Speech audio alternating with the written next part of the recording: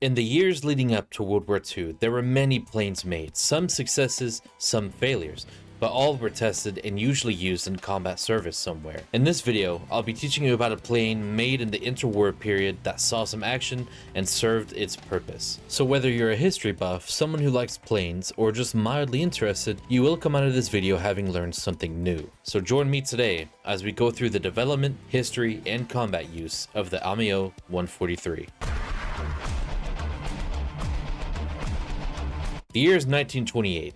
France, specifically the Armée de l'Air, decided it needed a new aircraft. This aircraft would need to be the one who could fill the roles of a day and night bomber, reconnaissance, and escort craft. At this point, however, French aircraft production was still in the hands of private enterprises such as Amiot, Ledesser, Breguet, SPCA, and Marine-Saulnier. Only 4 of these, Amiot, SPCA, Breguet, and Blériot, which was a limited liability company, actually made prototypes for this aircraft. The aircraft that was chosen for this role came from Amiot, and it was called the Amiot 143. It entered service in July of 1935. This medium bomber craft saw active service until 1941, but was considered obsolete in 1939. When it was chosen, there were actually stories about how the Armée de l'Air only chose it because it was the ugliest of the prototypes given. It had 2 870 horsepower Gnome Rhone 14 Kurs Mistral Major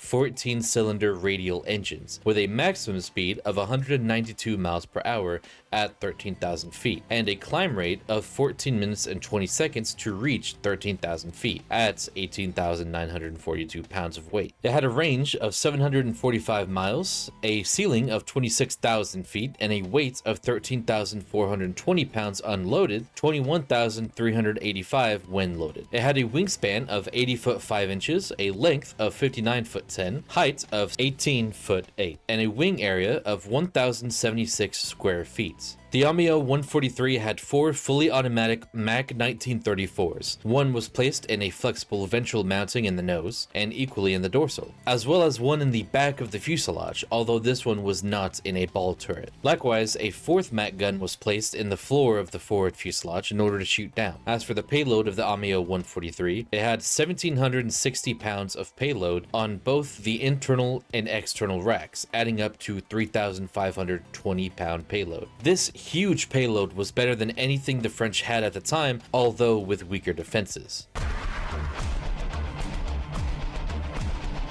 There are 2 main variants of the Amiot 143. Initial production of the factory new 143 saw an order placed for 40. However, in the 30s, a new engine was made called the Gnome Rhone, and an equal number order was made for this new model. More on that in a second. These first 40 143s had a 59-foot fuselage. It was also armed with .303 caliber Lewis guns, but after the 41st aircraft was made, they replaced these with 7.5mm Mach 1934s. Along with the new Mach guns, not this kind, get your mind out of the gutter, the production line switched to the second variant, the 143M, which had an improved 870 horsepower Kurs engine as well as a longer fuselage. The last 25 aircraft were formed into 143 BN4 night bombers and 143 BN5 day bombers. The total produced 143s amounted to 178 aircraft. Today, there are no surviving models. There was actually a 3rd variant of this aircraft made for the Air Naval,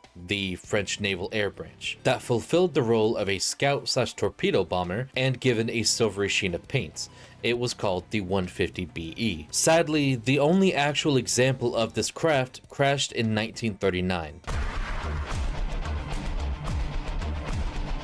From September 3rd, 1939, these Amiot 143s were used as night reconnaissance craft and were also used to drop leaflets over enemy territory. The only other French aircraft that could match the 143's range was the Farman 222. After the German invasion, 143s were used mainly for infrastructure raids, meaning they would bomb the infrastructure such as rail lines, roads, and bridges of Germany, Belgium, and even their own country that was under enemy control. Starting in 1941, Vichy France France would use the Amiot 143 bombers mainly for transport in North Africa. This lasted up until the major defeat of the Axis powers in Tunisia in 1943. A single daylight raid was made to attack bridges in Sudan on the 14th of May 1940 with a total of 12 143s, most of which were completely destroyed. The bomber groups GB-138 and GB-238 committed to night operations with the Amiot 143, and over the course of 197 different sorties, only 4 143s were lost. Croatia operated just one,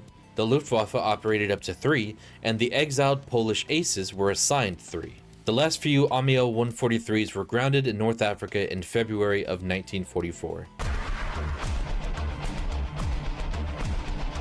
Despite its outdated design, the Amiot 143 saw extensive use during the early stages of the war, participating in night bombing raids and reconnaissance missions. Its ruggedness and the bravery of its crews highlighted the aircraft's resilience in the face of adversity. While not a technological marvel by the standards of its later contemporaries, the Amiot 143's service history underscores the transitional period in military aviation and the adaptability of wartime strategies and utilizing available resources to their fullest extent. As I said before, there are no surviving examples, sadly, so I can't end this by showing it off in museums. The story of the Amiot 143 ended in World War II, and it stays there, being the remembered and learned history of the people who came after it. To me, it lives on with us, through our history, memories, and videos like this. It allows us to look back and say, that was a good plane. Thank you for watching. Like, comment, subscribe, and all that.